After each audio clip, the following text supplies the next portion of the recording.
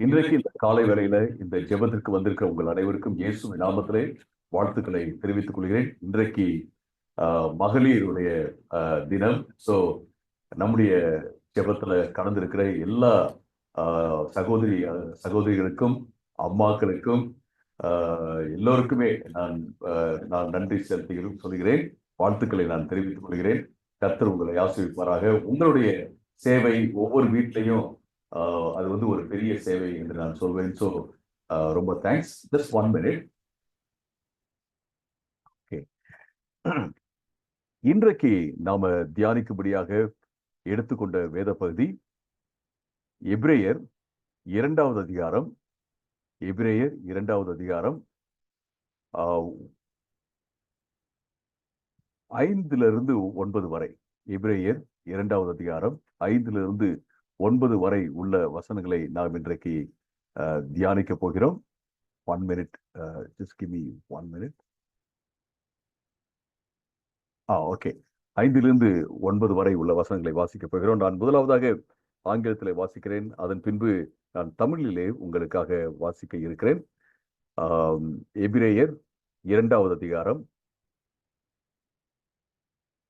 5 to 9 வரை. முதலாவது நான் ஆங்கிலத்தில் வாசிக்கிறேன். But there is a place, Hebrews chapter 2 and verses 5 through 9. Hebrews chapter 2 verses 5 through 9. But there is a place where someone has testified, what is man that you are mindful of him, the son of man that you care for him? You made him a little lower than the angels.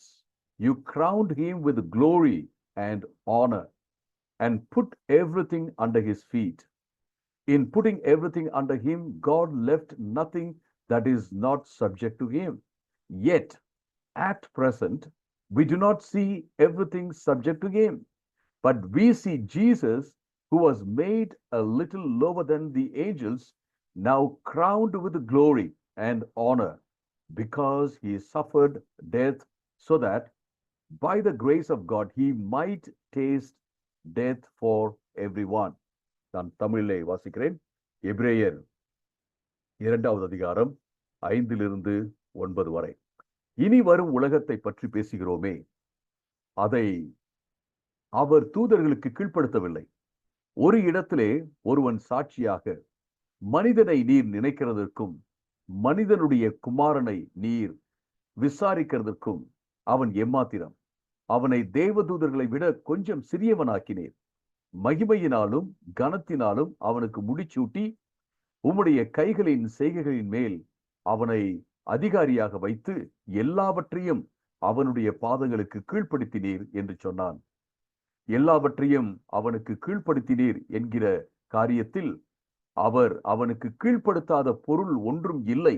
ஆனால் இன்னும் எல்லாம் அவனுக்கு கீழ்ப்பட்டிருப்பதை காண முடியவில்லை என்றாலும், தேவனுடைய கிருபையினால் ஒவ்வொருவருக்காகவும் மரணத்தை ருசி பார்க்க தேவதூதர்களை விட கொஞ்சம் சிறியவராக்கப்பட்டிருந்த இயேசு மகிமையினாலும் கனத்தினாலும் முடிச்சூட்டப்பட்டதை பார்க்கிறோம்.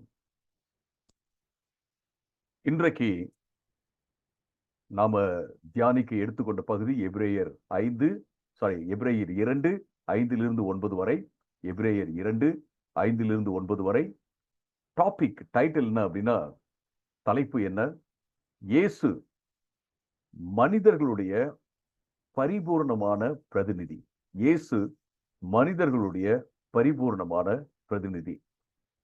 ஒரு சின்ன வாக்கியத்துல இந்த வேத பகுதி எபிரேயர் 2வது அதிகாரம் 5 to 9 வரை உள்ள அந்த வசனங்கள் ஒரு சின்ன வாக்கியத்துல நான் சொல்லலாம் அப்படின்னா இதுதான். மனிதனை இந்த உலகத்தை ஆளுவதற்காக எல்லாவற்றையும் மனிதனுக்கு கீழ்ப்படுத்தி ஆண்டவர் படைத்தார். ஆனா மனிதன் அப்படி ஆண்டவருடைய பிரதிநிதியாக இருப்பதற்கு தவறிவிட்டான். எனவே இயேசு என்ன செஞ்சாரு? தேவனே மனிதனாக இயேசு தேவன் மனிதனாக தேவனுடைய பிரதிநிதியாக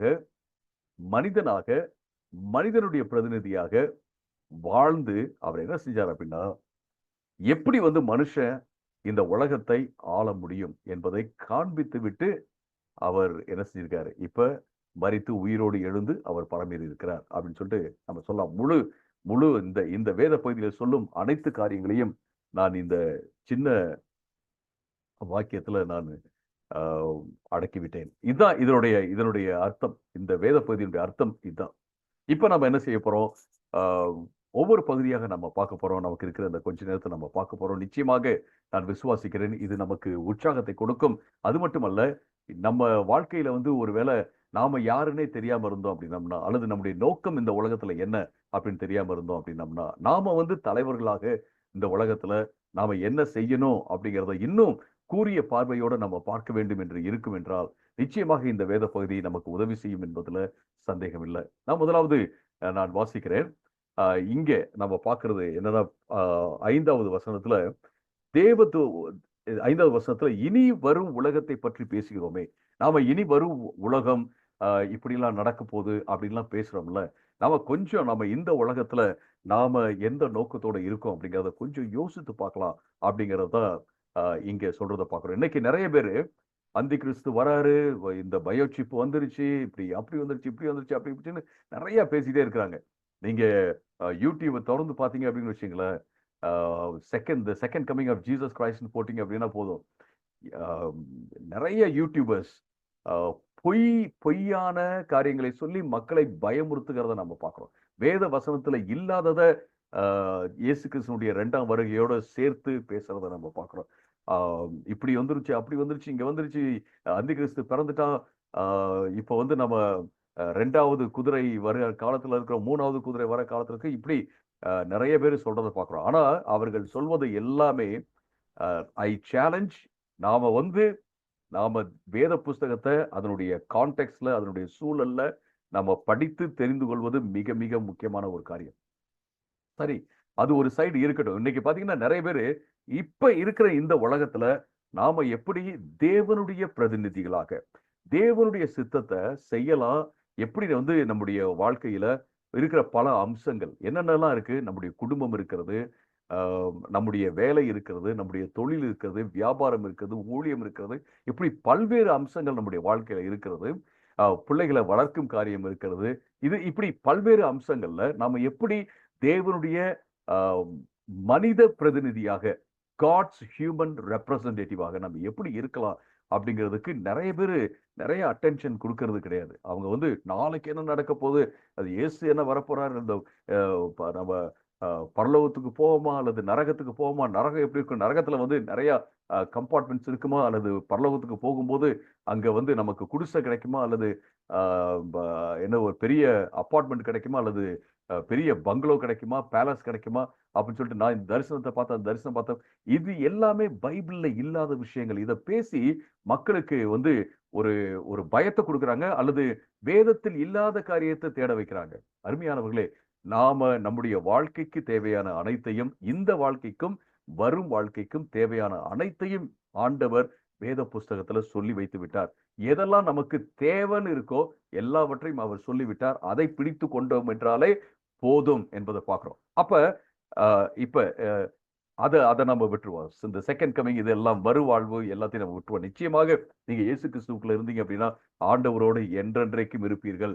அதுல எந்த சந்தேகமும் இல்லை. ஆனா இந்த வாழ்க்கையில, இந்த பூமியில நம்ம வாழ்ற வாழ்க்கையில நம்ம எப்படி இருக்கணும் அப்படின்னா, ஒரு நல்ல அதாவது தேவனுக்கான தேவனுடைய சார்புல இருக்கிற ஒரு நல்ல மனித ரெப்ரசன்டேட்டிவாக, பிரதிநிதியாக நம்ம இந்த உலகத்துல இருப்பது மிக மிக முக்கியமான ஒரு காரியம்.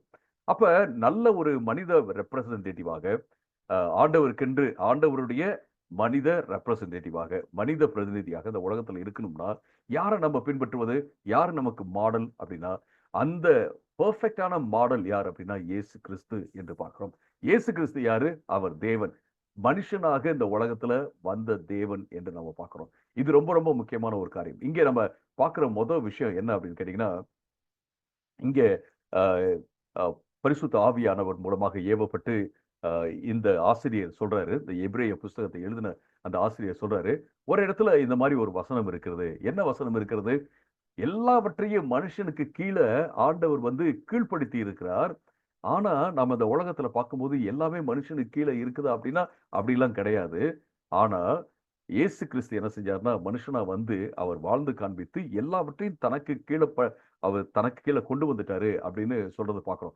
ஒரு இடத்துல இப்படி சொல்லப்பட்டிருக்கு அப்படின்னு எந்த இடத்த சொல்றாருன்னா சங்கீதம் 8வது அதிகாரத்துல, சங்கீதம் 8வது அதிகாரம் சொல்லக்கூடாது, 8வது சங்கீதத்துல 4வது வசனத்துல இருந்து 6வது வசனம் வரைக்கும் நீங்க வாசிக்கும் போது, சங்கீதம் 8 4ல இருந்து 6 வரைக்கும் வாசிக்கும் போது, அங்க வேத புஸ்தகம் சொல்கிறது, மனுஷன் எம்மாத்திரம், அவன் ஒன்றுமே இல்ல.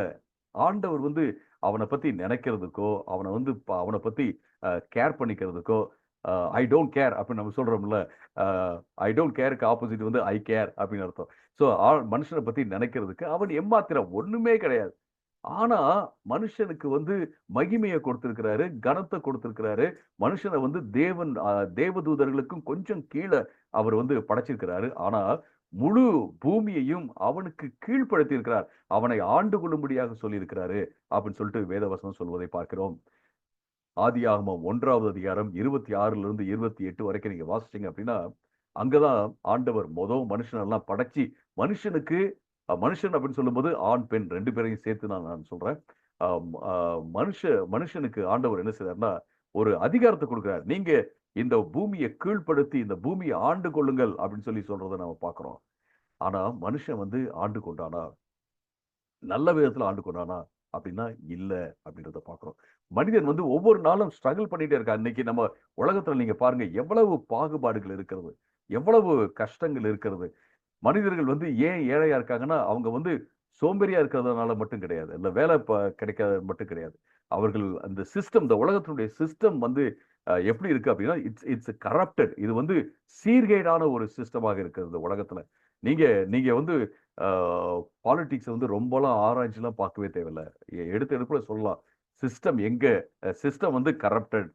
சிஸ்டம் வந்து சரியில்ல அப்படின்னு சொல்லலாம். ஆனா எங்க சரியில்ல, அதை எப்படி சரி பண்ணணும் அப்படிங்கிறத நம்ம ஆராய்வது மிக முக்கியமான ஒரு காரியம். அதை ஆராய்ஞ்சு அதுக்கு வந்து நல்ல பதிலை கொடுப்பது மிக மிக முக்கியமான ஒரு காரியம். அதை நம்ம எங்க நம்ம ஸ்டார்ட் பண்ணலாம் வாழ்க்கையில?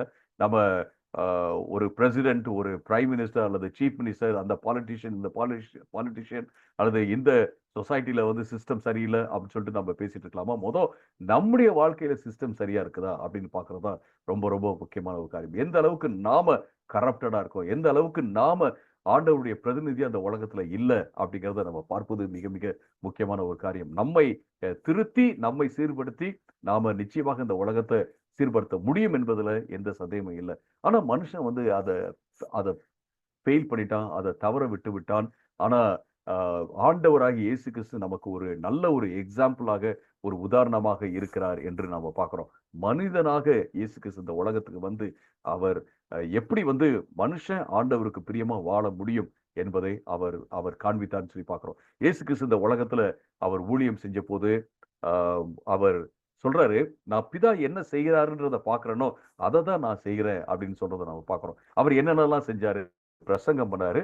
பிரசங்கம் பண்றதுக்கு முன்னாடி 30 வருடங்கள் அவர் தன்னுடைய அப்பா அம்மாவோடு வாழ்ந்தார். அது மட்டுமல்ல, நிச்சயமாக 13 வயசுல இருந்து அவர் தன்னுடைய அப்பாவுக்கு வந்து தச்சு வேலையில, கார்பென்ட்ரி வேலையில அல்லது பில்டிங் வேலையில வந்து அவர் நிச்சயமாக உதவி செஞ்சிருக்கணும். அவர் அப்பாவுக்கு உதவி செஞ்சாரு. தன்னுடைய குடும்பத்தை அவர் பராமரித்தார். தன்னுடைய குடும்பத்தை எல்லாம் பராமரிச்சு 30 வயதுல அவர் என்ன செய்யறாருன்னா பொது வாழ்க்கைக்கு அவர் வருகிறார் என்று நம்ம பார்க்கிறோம். சோ இதனால வந்து 30 வயதுல தான் ஒருத்தவங்க ஊழியத்துக்கு வரணும்னு சொல்லலாம். நான் எதையும் அதாவது சட்டமாக சொல்லவில்லை. நான் என்ன சொல்றேன் அப்படின்னு கேட்டீங்கன்னா, இயேசு கிறிஸ்து ஒரு ஒரு நார்மலான வாழ்க்கையை வாழ்ந்தார். ஒரு துறவி போலவோ அல்லது ஒரு ஒரு மிஸ்டிக் போலவோ, நான் வந்து இதை நான் பார்க்கிறேன், அதை பார்க்கிறேன், நான் இதை பார்க்கிறேன் அப்படின்ற மாதிரிலாம் அவர் வந்து ஏதோ நான் இந்த ரெவலேஷன் கிடைச்சு, அந்த ரெவலேஷன் கிடைச்சு அப்படியே ஒரு மாதிரி இன்னைக்கு பார்த்தீங்கன்னா, சின்ன பிள்ளையிலேருந்து இது இது கிடைச்சு, அது கிடைச்சு அப்படின்னு சொல்லிட்டு அப்படியே வளர்றாங்களா, அந்த மாதிரி ஒரு மிஸ்டிக் போல, ஒரு துறவி போல, ஒரு ரகசியமா ஏதோ ஆண்டவர்கிட்ட பேசுற மாதிரி, ரகசியமா ஆண்டவரோட உறவு வைத்திருக்கிற மாதிரிலாம் அவர் வரல. சாதாரண மனிதன் போல இந்த உலகத்துல அவர் பிறந்து, தேவன் பிறந்து, அவர் வளர்ந்து, வேலை செய்து 30 வயதுல அவர் பப்ளிக் மினிஸ்ட்ரிக்கு வராரு. அது மட்டுமல்ல, அவர் பிரசங்கம் பண்றாரு. என்ன பிரசங்கம் பண்றாரு? தேவனுடைய ராஜ்யம் சமீபமா இருக்கு அப்படின்னு பிரசங்கம் பண்றாரு. அப்புறம் சுகத்தை கொடுக்கிறார். செத்தவங்களை உயிரோடு எழுப்புகிறார். பசியா பசியா இருந்தவங்களுக்கு அவர் வந்து சாப்பாடு கொடுக்கிறாரு. இப்படி பல்வேறு பல்வேறு காரியங்களை அவர் செய்வதை நம்ம பார்க்கிறோம். ஒட்டுமொத்தமா நம்ம பார்த்தோம் அப்படின்னோம்னா, இயேசு கிறிஸ்து மனிதனுக்கு பரிபூர்ணமான விடுதலை கொடுக்கும்படியாக அவர் வந்தார் என்று நம்ம பார்க்கிறோம். சிறையில் இருந்தவங்களை அவர் விடுவிக்கும்படியாக, குருட்டாட்டத்துல இருக்கிறவங்களை விடுவிக்கும்படியாக, பாவத்துல இருக்கிறவங்களை விடுவிக்கும்படியாக இயேசு கிறிஸ்து இந்த உலகத்துக்கு வந்தார். அவர் செய்த எல்லா இயேசு கிறிஸ்து பாத்தீங்க அப்படின்னா மனுஷங்களை அவர் பார்க்கிறாரு, அவர் அழுதார், இயேசு கண்ணீர் விட்டார் என்று சொல்லி இருக்கிறத பார்க்கிறோம். இயேசு எந்த அளவுக்கு மனுஷங்களுக்காக பரிதபித்தார் என்பதை பார்க்கிறோம். மனுஷங்களை பார்க்கும்போது அவர் இப்படியாக சொன்னார், அவர்கள் மெய்ப்பனற்ற ஆடுகளைப் போல சிதறடிக்கப்பட்டிருக்கிறாங்க அப்படின்னு சொல்லிட்டு அவர் பார்த்தார். இதையெல்லாம் பார்த்து இயேசு என்ன சொன்னாரு? நானே நல்ல மேய்ப்பன் என்று சொன்னார். இந்த நல்ல மேய்ப்பன் என்ன செய்யறான்? தன்னுடைய ஆடுகளுக்காக தன்னுடைய ஜீவனையே கொடுக்கிறான் என்று அவர் சொன்னார். கடைசியில அவர் தன்னுடைய ஜீவனையே நமக்காக கொடுத்தார் என்று பார்க்கிறோம். இதுதான் தேவன் மனிதனாக இந்த உலகத்துக்கு எப்படி ஒரு ஒரு மனித பிரதிநிதியாக, பெர்ஃபெக்டான பரிபூர்ணமான ஒரு மனித பிரதிநிதியாக இருக்க முடியும் என்பதை காண்பித்தார். அருமையானவர்களே, இந்த உலகத்தை நம்ம எப்படி ஆள முடியும்? இந்த உலகத்தை நிச்சயமாக இயேசு கற்பித்த அந்த காரியத்தை கொண்டு நிச்சயமாக ஆள முடியும் என்று நம்ம பார்க்கிறோம். இந்த உலகத்துல நீங்க ஒரு நல்ல பிரதிநிதியாக, தேவனுடைய பிரதிநிதியாக இருக்க முடியும். இயேசு கற்பித்த எல்லா காரியங்களையும் நாம கடைபிடித்து என்பதை நாம ஒரு நாளும் மறந்து விடவே கூடாது. இன்னைக்கு நீங்க உங்களுடைய வேலைக்கு போகும்போது, உங்களுடைய தொழிலுக்கு போகும்போது, வியாபாரத்துக்கு போகும்போது, நீங்க எந்த செக்டர்ல நீங்க வேலை செய்றீங்களோ அந்த அந்த இடத்துக்கு நீங்க போகும்போது நீங்க இப்படி போங்க, நான் தேவனுடைய பிரதிநிதியாக போறேன், நான் தேவனுடைய சித்தத்தின்படி ஒரு மாற்றத்தை நான் கொண்டு வந்தே ஆக வேண்டும். நம்முடைய வாழ்க்கையில 100% உடனே நம்ம மாற்றத்தை கொண்டு வர முடியாது. நீங்க யோசித்து பாருங்க, ஒவ்வொரு நாளும் அல்லது ஒவ்வொரு வாரமும் 1% நம்ம மாற்றத்தை கொண்டு வந்தா போதும்.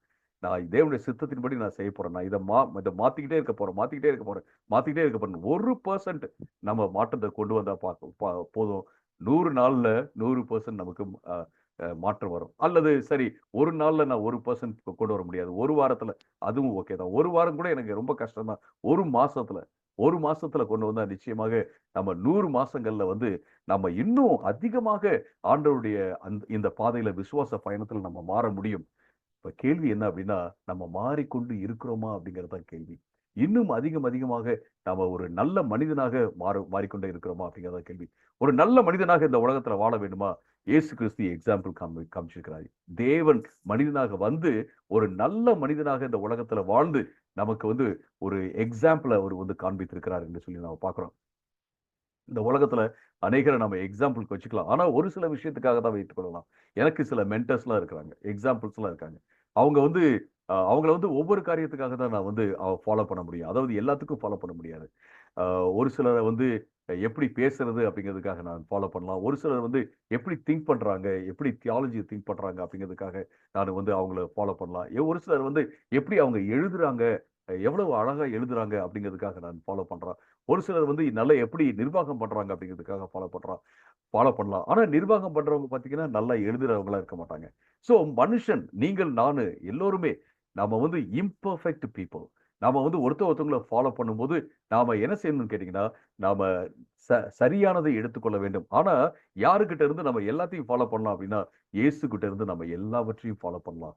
இயேசு நம்மை பார்த்து சொல்றார், நீங்க தொடர்ந்து என்னை ஃபாலோ பண்ணிக்கிட்டே வாங்க, என்னை பின்பற்றி கொண்டே வாருங்கள் என்று சொல்வதை நாம பார்க்கிறோம். இதுதான் ரொம்ப ரொம்ப முக்கியமான ஒரு காரியம். இந்த உலகத்துல நீங்களும் நானும் தேவனை சரியான விதத்துல பரிபூர்ணமாக பிரதிநிதித்துவப்படுத்துவதற்காக அழைக்கப்பட்டிருக்கிறோம் என்று பார்க்கிறோம். இது ரொம்ப ரொம்ப முக்கியமான ஒரு காரியம். அருமையானவர்களே, தொடர்ந்து இந்த வசனத்தை வாசிக்கும் போது இங்க நம்ம பார்க்கிறோம், 7வது வசனத்துல, அவனை தேவதூதர்களை விட கொஞ்சம் சிறியவனாக்கினீர். மனுஷனை தேவதூதர்களை விட கொஞ்சம் சிறியவனாக்கினீர். ஆனால் மகிமையினாலும் கனத்தினாலும் அவனுக்கு முடிச்சூட்டி உம்முடைய கைகளின் செய்கைகளின் மேல், அதாவது இந்த பூமியை படைச்சி, இந்த கைகளின் செய்கை அப்படின்னா காட்ஸ் ஹேண்டி ஒர்க், இந்த ஆண்டவர் செய்த இந்த எல்லா வேலைகளையும், இந்த பூமியையும் அவனுக்கு கீழே அவர் வைத்திருக்கிறார் அப்படின்னு சொல்லி பார்க்கிறோம். அவனை அதிகாரியாக வைத்து, நீங்கள் அதிகாரியா இருக்கீங்க. நீங்க ஒரு நாளும் ஐயோ நான் என்ன ஒண்ணும் இல்லையே அப்படின்லாம் யோசிக்க கூடாது. எனக்கு சின்ன பையனா இருக்கும்போது ரொம்ப நாள் ஒரு லோ செல்ஃப் எஸ்டீம் இருந்துச்சு. நாம ஒண்ணுமே இல்லை அப்படின்ற மாதிரி. நான் ஒரு கட்டத்துல நான் இப்படி கூட யோசித்தேன், நம்ம ஒண்ணுமே இல்லைன்னு சொல்றது தான் சரியான ஒரு காரியம், அதுதான் ஒரு ஆவிக்குரிய ஆளுடைய அடையாளம் அப்படின்னு நான் யோசித்தேன். ஆனா நம்ம ஒண்ணுமே இல்லைன்னு சொல்ல தேவையில்லை. நான் வந்து ஒரு பெரிய ஆளுன்னு சொல்ல தேவையில்ல. நாம என்னவா இருக்கிறோமோ அதன்படி நம்மை கணக்கீடு செய்வது மிக மிக முக்கியமான ஒரு காரியம். நமக்கு என்ன வரும் அப்படின்னு சரியான நிலையில நம்ம பார்ப்பதும், நம்ம நமக்கு ஆண்டவர் கொடுத்த திறமைகள் என்ன அப்படின்னு சரியான நிலையில பார்ப்பதும் மிக மிக மிக மிக முக்கியமான ஒரு காரியம்னு நான் நான் நிச்சயமாக சொல்வேன். இந்த உலகத்துல மனிதனை மையமா வைத்து நிறைய பேர் பேசுறாங்க இல்லைங்களா? அதுக்கு அந்த தத்துவத்துக்கு பேர் என்ன? மனிதனை மையமாக வைத்து பேசும் தத்துவத்துக்கு என்ன அப்படின்னா ஹியூமனிசம் அப்படின்னு சொல்லுவாங்க. மனிதத்துவம். இன்னைக்கு நிறைய பேர் சொல்றாங்க இல்லைங்களா? மனிதத்துவத்தை தாங்க நான் நம்புறேன். வேற எதுவும் இல்லைங்க. கடவுள்லாம் ஒண்ணும் இல்லைங்க. மனுஷர் தாங்க மனிதத்துவத்தை நான் நம்புறேன். மனித நேயத்தை நான் நம்புறேன் அப்படின்னு சொல்றாங்க இல்லைங்களா? இந்த உலகத்துல உண்மையிலேயே மனித நேயத்தையும் மனிதத்துவத்தையும் சரியான ஹியூமனிசம் ஹியூமன் இசம் நான் வந்து பிலீவ் பண்றது இல்ல. இசம் அப்படின்னாவே அது வந்து ஒரு மதம் போன்ற ஒரு ஒரு கோட்பாடாக மாறிவிடுகிறது. பட் நான் ஒரு ஆர்குமெண்ட்டுக்காக ஒரு ஒரு பேச்சுக்காக நான் அதை எடுத்துக்கிறேன். ஹியூமனிசம் அப்படின்னு எடுத்துக்கிறேன். இந்த உலகத்துல மனுஷன் வந்து நன்றாக வாழ வேண்டும் என்று முத சிந்திச்சதே தேவன் தான். வேற யாரு கிடையாது. மனுஷன் கிடையாது. மனுஷன் வந்து தன்னுடைய வாழ்க்கையில முன்னேற வேண்டும் என்று முத சிந்திச்சதே தேவன் தான். மனுஷன் வந்து நல்லா வேலை செய்யணும். அவனுக்கு எல்லா விதமான டூல்ஸ், கருவிகள்லாம் இருக்கணும் அப்படின்னு சிந்திச்சதே பார்த்தீங்கன்னா, தேவன் தான் அப்படின்றத நாம பார்க்கிறோம். நீங்க ஆதியாகமம் 4வது அதிகாரத்தை நீங்க வாசிச்சு பார்த்தீங்க அப்படின்னா, ஆதியாகமம் 4வது அதிகாரத்தை நீங்க வாசிச்சு பாருங்க. அ உங்களுக்கு நேரம் கிடைக்கும்போது இன்றைக்கு நீங்க வாசிச்சு பாருங்க. மனுஷன் பாருங்க கருவிகளை எல்லாம் அவன் அங்க கண்டுபிடிக்கிறான். இசை கருவிகளை கண்டுபிடிக்கிறான். இரும்பு வேலைகளை அவன் செய்யறான். அது மட்டுமல்ல பயிரிடும் வேலைகளை செய்யறான். ஆடு மாடை வந்து இந்த விலங்குகள்லாம் ஒரு நாள் வந்து வன விலங்குகளாக இருந்திருக்கும். அந்த வன விலங்குகளை அவன் வந்து என்ன செய்யறான்? வீட்டு விலங்குகளாக மாற்றி அதை தன்னுடைய வேலைக்காக பிரயோகம் பண்ண ஆரம்பிக்கிறான். இப்படி நாகரிகம் எல்லாம் வளர்ந்துகிட்டே வருது. ஆண்டவர் அந்த இடத்துல ஒரு இடத்துல கூட, ஏய் நீ என்ன இது? டெக்னாலஜில நீ வளர்றியா? உன்னை நான் என்ன செய்வேன்? ஒண்ணுமில்லாம ஆக்குவேன் அப்படின்லாம் சொல்லவே கிடையாது. சொல்லவே கிடையாது. இன்ஃபேக்ட் நம்ம என்ன பார்க்கிறோம்னா, ஆண்டவர் மனுஷனுக்கு அப்படிப்பட்ட அறிவை கொடுத்து தான் அவர் அவர் வந்து உருவாக்கி இருக்கிறார் அப்படின்றத பார்க்கிறோம். அறிவை கொடுத்து உருவாக்கி இருக்கிறார். ஃபார் எக்ஸாம்பிள் நீங்க பாபிலோனிய கதைகள், புராணங்கள்லாம் நீங்க வாசிச்சு பார்த்தீங்கன்னா, அங்க அ அப்கலுப்பு அப்படின்னு சொல்லிட்டு ஒரு அதாவது கடவுள் பாதி, மனிதன் பாதியாக இருக்கின்ற சில அ அ தேவர்கள் இருக்கிறாங்க. ஸோ அந்த தேவர்கள் தான் வந்து மனுஷனுக்கு படிப்பு கொடுக்கிறதுக்கு ஒரு தேவர், அப்புறம் இசை கற்றுக் கொடுப்பதற்கு ஒரு ஒரு ஒரு கூட்ட தேவர்கள், இப்படி எல்லாம் இருக்கிறத நம்ம பார்க்கிறோம். நம்முடைய இந்திய புராணத்துல இருக்கு இல்லைங்களா? படிப்புக்குன்னு ஒரு கல்வி அப்படின்னா ஒரு கடவுள், இசைனா ஒரு கடவுள், இப்படி இப்படி இருக்கு இல்லைங்களா? அதே போல பாபிலோனிய புராணத்திலயும் இருக்குது. ஆனா நம்ம இங்க பைபிள்ல நம்ம என்ன பார்க்கிறோம் அப்படின்னு கேட்டீங்கன்னா, மனுஷன் தன்னுடைய அறிவை பயன்படுத்தி அவன் என்ன செய்றான்? அவன் கருவிகளை உருவாக்குகிறான். தேவன் கொடுத்த அறிவை, தேவன் கொடுத்த ஞானத்தை பயன்படுத்தி அவன் உருவாக்குகிறான் என்று நம்ம பார்க்கிறோம். அங்க வந்து எதுவும் தேவர்கள்லாம் வந்து அவனுக்கு கற்றுக் கொடுத்த மாதிரி எல்லாம் போடவில்லை. ஏன்னா ஏற்கனவே ஆண்டவர் வந்து அறிவை கொடுத்திருக்கிறாரு. சோ அந்த அறிவை வந்து மனுஷன் பயன்படுத்த வேண்டும். பயன்படுத்தி இந்த உலகத்தை ஆள வேண்டும். எதுக்கு ஆளணும் அப்படின்னா ஆண்டவருடைய சித்தத்தை அந்த உலகத்துல செய்வதற்காக அப்படின்றத நாம பார்க்கிறோம். சோ இப்படி ஆண்டவர் வந்து நிச்சயமாக நான் சொல்ல முடியும் ஹியூமனிசம் அப்படின்ட்டு வந்துச்சு அப்படின்னா ஹியூமனிசம் இந்த உலகத்துல வந்து கொண்டு வந்தவர் மனிதனுடைய வளமை மனிதனுடைய செழிப்பு மனிதனுடைய ஹியூமன் பிளரிஷிங்னு சொல்றாங்க இல்லைங்களா? மனிதனுடைய வளமை, மனிதன் நல்லா இருக்கணும், மனிதனுடைய நலம், இதை குறித்து சிந்தித்தவர் ஆண்டவர் மட்டும்தான். இன்னைக்கு ஆண்டவர் உங்களை பார்த்து சொல்றாரு, என்ன பார்த்து சொல்றாரு, நீங்க உங்க வாழ்க்கையில பிளரிஷ் ஆகணும், உங்க வாழ்க்கையில செழுமையா இருக்கணும், உங்க வாழ்க்கையில வளமையா இருக்கணும், நான் கொடுத்த அதிகாரத்தை நீங்க பயன்படுத்தணும், நான் கொடுத்த அந்த ஞானத்தை பயன்படுத்தணும், நான் கொடுத்த அந்த அறிவை நீங்க வந்து யூஸ் பண்ணி என்ன செய்யுங்க, கிரியேட்டிவா ஆக்கப்பூர்வமான முறையில யூஸ் பண்ணி நீங்க என்ன செய்ய, நீங்க முன்னேறிக்கிட்டே இருங்க, எல்லாவற்றிலும் முன்னேறுங்க, என்னுடைய சரியான பரிபூர்ணமான பிரதிநிதியாக இந்த உலகத்தில் நீங்க வாழுங்க அப்படின்னு சொல்லிட்டு ஆண்டவர் சொல்றாரு. அருமையானவர்களே, இன்னைக்கு காலையில நம்ம நம்முடைய வேலைக்கு, தொழில், வியாபாரத்துக்கு நம்ம போகும்போது நீங்க எந்த செக்டர்ல வேலை செய்றீங்களோ அந்த இடத்துல நீங்க போகும்போது நீங்க சொல்லுங்க, இயேசுவின் பிரதிநிதியாக நான் போறேன், தேவனுடைய பிரதிநிதியாக நான் போறேன், நான் இயேசுவை போல தேவனை இந்த உலகத்துல பிரதிநிதித்துவப்படுத்துவதற்காக ரெப்ரசன்ட் பண்ணுவதற்காக நான் போறேன் அப்படின்ட்டு போங்க. ஆண்டவர் வந்து உங்களை சிறுமையான ஒரு நபராக படைக்கவே இல்லை. பாருங்க, இயேசு கிறிஸ்து இந்த உலகத்துல மனுஷனா வந்தபோது அவர் உங்களை போல என்ன போல மனுஷனா வந்ததுனால அவரும் தேவதூதர்களுக்கு கொஞ்சம் கீழே தான் அவர் வந்து இருந்தார். ஆனா அவர் மரண பரியந்தம் மரண பரியந்தம் என்ன வந்தாலும் சரி, மரண பரியந்தம் அவர் தேவனுக்கு கீழ்ப்படிந்து தேவனுடைய சித்தத்தை அவர் செஞ்சதுனால, அவர் அவர் அவர் செய்து அவர் மரித்தார். அவர் அப்புறம் உயிரோடு எழுந்தார். அவர் கடைசி வரைக்கும் கீழ்ப்படிந்து இருந்ததுனால, நமக்கு ஒரு எக்ஸாம்பிளா இருந்ததுனால, அவர் என்ன செய்யறாருன்னா, இப்ப உயர்த்தப்பட்டு பிதாவினுடைய வலது பாரிசத்துல இன்னும் ஒரு பெரிய அதிகாரத்துல இருக்கிறார் அப்படிங்கிறத நாம பார்க்கிறோம். இது ரொம்ப ரொம்ப ரொம்ப முக்கியமான ஒரு காரியம். அருமையானவர்களே, நம்முடைய வாழ்க்கையில நாம வந்து மகிமை அடையணும் அப்படின்னா, வாழ்க்கையில வந்து ஒரு பெரிய நிலைக்கு போகணும் அப்படின்னா, ஆண்டவருக்கு நல்ல ஒரு ரெப்ரஸன்டேட்டிவா இருக்கணும் அப்படின்னா, sometimes that is through suffering. That is through suffering. அது சில வேளைகள்ல அதாவது பாடுகள் நிமித்தமாக தான் வரும். பாடுகள் நிமித்தமாக வரும். ஆண்டவருக்காக வாழ்வது என்பது ஒரு சாதாரண காரியமே கிடையாது. நிச்சயமாக பாடுகள் வரும், கஷ்டங்கள் வரும். உங்களை வந்து ஏசுவார்கள், உங்களை அவமானப்படுத்துவார்கள், உங்களை அழுக்கா நினைப்பாங்க.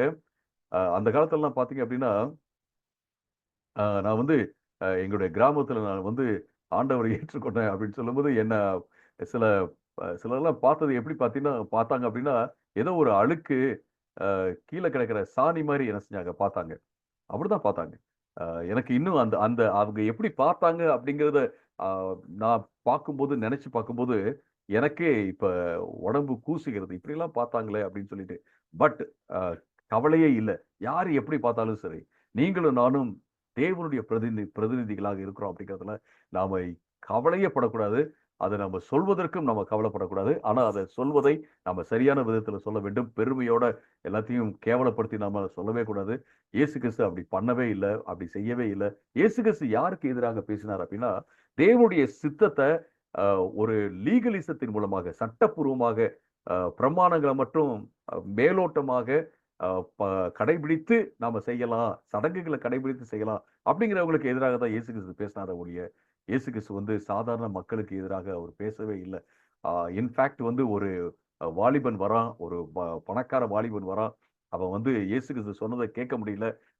அவனு இயேசுவுக்கு கீழ்ப்படிய முடியல. அவன் என்ன செய்றான்? "ஐயய்யோ! வேண்டாம்" அப்படின்னு சொல்லிட்டு அவன் போறான். போம்போது அவனையும் பார்த்து அவனை இயேசு கிறிஸ்து நேசித்தார் என்று வேதவசனம் சொல்வதை பார்க்கிறோம். ஒரு இடத்துல ஒரு ஒரு பெண்ணை கொண்டு வந்து நிறுத்தி விபச்சாரம் பண்ணா அப்படின்னு சொல்லி சொல்றாங்க. இயேசு கிறிஸ்து வந்து அந்த இடத்துல நீ பாவமே செய்யல, ஒண்ணும் பிரச்சனை இல்ல போ அப்படின்லாம் சொல்லல. இயேசு கிறிஸ்து சொல்றாரு, இனி பாவம் செய்யாதே. நானும் உன்னை ஆக்கினைக்குள்ளாக தீர்ப்பதில்லை. இனி நீ பாவம் செய்யாத அப்படின்னு சொல்றாரு. இனி பாவம் செய்யாதன்னு சொல்லும்போதே, அவ வந்து பாவம் செஞ்சான்றத சொல்றாரு. அதே நேரத்துல நான் அவளுக்கு வந்து அவள வந்து மனம் திரும்பும்படியாக அவர் ஏவுகிறார். அது மட்டுமல்ல, நான் உன்னை ஆக்கினைக்குள்ளாக தீர்க்கல. நீ மனம் திரும்பணுன்றத நான் விருப்பப்படுறேன்னு சொல்லிட்டு, இனி பாவம் செய்யாத. நீ நல்ல ஒரு ஆளா இரு. அப்படின்னு சொல்லி அனுப்புறத நம்ம பார்க்கிறோம். இப்படி நான் சொல்லிக்கொண்டே போகலாம். இயேசு கிறிஸ்து இந்த உலகத்துல அதாவது நான் தான் அதிகாரி, நான் தான் அப்படின்ற மாரி அவர் வரவில்லை. ஆனா லீகலிசத்துக்கு எதிராக மதம் சார்ந்த அ தேவனுடைய வாழ்க்கை அல்லது மேலோட்டமான வாழ்க்கை, அது மட்டுமல்ல சடங்கு சார்ந்த வாழ்க்கை. இதுக்கு ஆண்டவர் வந்து எதிராக இருந்தார் என்று நாம பார்க்கிறோம். அருமையானவர்களே, இன்னைக்கு உங்களுக்கும் எனக்கும் ஒருத்தர் ஒரு பெரிய உதவி செய்ய முடியும் அப்படின்னா, அவர் இயேசு கிறிஸ்து மட்டும்தான். அவர் நமக்கு எதுக்கு தெரியுமா உதவி செய்றாரு? இந்த உலகத்துல தேவனுடைய பிரதிநிதியாக இருப்பதற்காக அவர் உதவி செய்றாரு. நீங்க you just take care of this. தேவனுடைய சித்தத்த மட்டும் நான் செய்யணும் இந்த உலகத்துல. தேவனுடைய ஒரு பிரதிநிதியா நான் போறேன். எல்லாத்தையும் நான் அப்படிதான் நான் செய்வேன். அப்படின்ட்டு மட்டும் நீங்க செய்யுங்க. நீங்க பாருங்க இந்த வருஷம் 2025ல நீங்க அ கடைசி முடிவுல நீங்க சொல்லுவீங்க, என்ன பாடுகள் வந்தாலும், என்ன கஷ்டம் வந்தாலும், நான் தேவனுடைய சித்தத்த மட்டும் தான் செய்யணும். ஆண்டவருக்கு பிரதிநிதியா இருக்கிறேன். அப்படிங்கிறத மட்டும் மனசுல வச்சு நான் பண்ணேன். ஆனா ஆண்டவர் வந்து இப்படி ஆசீர்வச்சிருக்கிறாரு. எனக்கு வந்து உதவி செஞ்சிருக்கிறாரு. அப்படின்னு நீங்க சொல்லுவீங்க. எனக்கு இவ்வளவு சந்தோஷத்த ஆண்டவர் கொடுத்தாரு. சமாதானத்த கொடுத்தாரு. அது மட்டுமல்ல, எல்லாவற்றிலும் ஆண்டவர் வந்து எனக்கு வந்து ஒரு வளமையும், செழிப்பையும் கொடுத்தார் அப்படின்னு சொல்லி நீங்க சாட்சி சொல்லுவீங்க. புது வருட அ புது வருட ஆராதனையில மேபி நம்ம புது வருட ஆராதனை இல்ல. அதுக்கு முன்னாடி ஒரு ஒரு துதி ஆராதனை வைப்போம். அதுல நீங்க நிச்சயமாக சாட்சி சொல்வீங்க. மேபி நாம நெறைய நேரம் சாட்சிகளுக்கு கொடுக்க வேண்டியதாக இருக்கும் என்று நான் நான் 100% நான் விசுவாசிக்கிறேன் இந்த காலை வேளையில. இந்த இந்த வார்த்தைகள மனசுல வச்சு நம்ம தொடர்ந்து வாழ்வோம். நான் உங்களுக்காக ஒரு சிறிய ஜெபம் நான் செய்ய இருக்கிறேன். அதன் பின்பு ஒரு பாடல், அதன் பின்பு கடைசியாக ஜெபித்து நாம முடிக்க போறோம். ஆண்டவரே, இந்த நேரத்துல எங்க ஒவ்வொருத்தரையும் உம்முடைய கரத்துல வைக்கிற இந்த உலகத்துல நாங்க முதலாவதாக உம்முடைய பிரதிநிதியாக இருக்க எங்களுக்கு உதவி செய்யும். ஆண்டவரே, உம்முடைய ராஜ்யம் வருவதாக என்று நாங்க ஜெபிக்கிறோம். எனவே நாங்க அந்த ராஜாவுடைய பிரதிநிதிகளாக, அதிகாரிகளாக இந்த உலகத்துல இருக்கிறோம். நாங்க இந்த உலகத்துல என்ன வேலையில இருந்தாலும் சரி, அல்லது நாங்களே ஆண்டவரே செல்ஃப் எம்ப்ளாய்டா இருந்தாலும் சரி, என்ன செஞ்சாலும் சரி, ஆண்டவரே உங்க சித்தத்தை மட்டும் எல்லாத்துலயும் செய்ய உதவி செய்யுங்க. அல்லது வேலையை செய்யாம குடும்பத்தை நிர்வாகம் செய்கிற ஆண்டவரே ஆட்களாக இருந்தாலும் சரி, நிறைய பெண்கள் அப்படி இருக்கிறார்கள். அவர்கள் செய்வது ஒரு பெரிய சேவை. ஆண்டவரே, அவர்கள் வேலைக்கு போல மாசம் இவ்வளவு சம்பளம் அப்படின்னு இல்லாவிட்டாலும் குடும்பத்தை கவனிப்பது, நிர்வாகம் செய்வது என்பதே ஒரு பெரிய வேலை. அப்படி செய்கிறவர்களுக்கும் ஆண்டவரே, எல்லாருக்கும் ஒரு உணர்வை, எங்க எல்லோருக்கும் ஒரு உணர்வை தாங்க. நாங்க உம்முடைய பிரதிநிதிகளாக இருக்க வேண்டும். உம்முடைய சித்தத்தை மட்டும் செய்யணும். அப்படி செஞ்சாவே போதும். இந்த உலகத்துல நாங்க வளமையாக, செழிப்பாக இருக்க முடியும் அப்படிங்கிறத மனதில் வைத்துக்கொள்ள எங்களுக்கு உதவி செய்யும். எல்லாவற்றுக்கும் மேலாக நாங்க உங்களை பிரியப்படுத்த முடியும் அப்படிங்கிறதையும் ஆண்டவர் எங்க மனதில் வைத்துக்கொள்ள உதவி செய்யுங்க. இயேசுவின் நாமத்தில் வேண்டுகிறோம் பிதாவே. ஆமென், ஆமென்.